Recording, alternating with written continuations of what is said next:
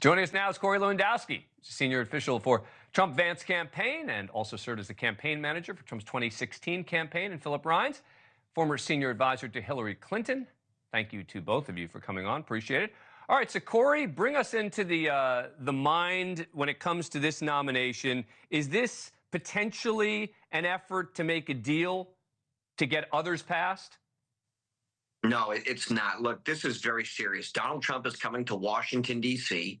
with the biggest majority in the Electoral College for a Republican in 20 years. Not only did he dominate the Electoral College, he won the popular vote. He carried across with him a Senate majority, which was in the minority. And because of Donald Trump's success in the battleground states of Pennsylvania and Ohio, we have new Republican senators representing those places. So Donald Trump's agenda is very clear. Make America great again and put a blindfold back on Lady Liberty and Lady Justice so that people are no longer prosecuted based on their political beliefs. Right, but there are a lot of people you could pick who would pursue that policy, right? So let's assume this ethics report comes out in some way, shape, or form.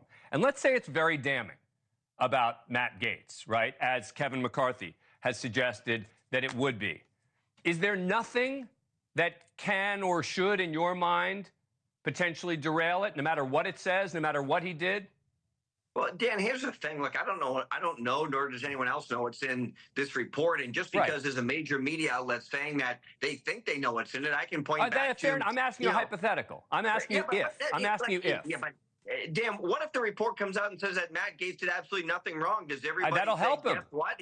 Then he's entitled to be the Attorney General? It means it'll help him. It means, look, you know that just because a report comes out that isn't bad doesn't mean he should get the job. But if the report comes out and it's really bad, it does seem to me there's got to be some standard, right? There's got to be something. There's got to be some line that can be crossed. And when I hear people say, well, look, he won an overwhelming, it's all true. He should get the cabinet he wants, but it doesn't mean that the Senate should completely abdicate any responsibility for saying, is this person not just qualified, because that's a sort of squishy definition, but should this person be disqualified? No?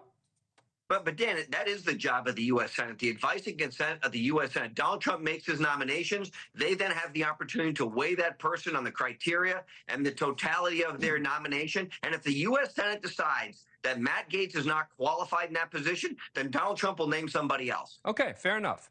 And I think that's the question. Philip, what do you see happening here based on what you've seen and the little hints we've gotten from various senators and beyond? I mean, I'm going to give away the ending. Matt Gaetz is not going to be the Attorney General. And to go back to Corey's description of what sounds like a Reagan landslide, I'm not exactly sure why there's a discussion about how to go around the U.S. Senate and Congress if the U.S. Senate is in the control of Republicans. Sound to me like the enemy within is his own people. I mean, he can't get 50 of 53 people to vote, and maybe that should be a little bit of a test. The truth is that this whole notion of voting or not voting, it has been 50 years. In the last 50 years, we have 12 nominees who have failed formally. The last one who failed because of a vote was John Tower in 1989. Usually they die well beforehand. And that Matt Gaetz has that written all over him. When your own party, people like Trey Gowdy, I was watching him, and he's saying this isn't going to happen. I mean, he's the second most disliked, Gaetz, the second disliked person after Ted Cruz. But the point is, I saw something Corey said last night where it was basically that this time they're getting it right. That unlike 2017, they came in and did have everything ready. You know, day one here will be different. This isn't day one. This is day 1,462 for the former president who's starting his second term. And I'm not exactly sure. And I'm curious from Corey's perspective, he was the campaign manager. He was the equivalent of Susie Wiles.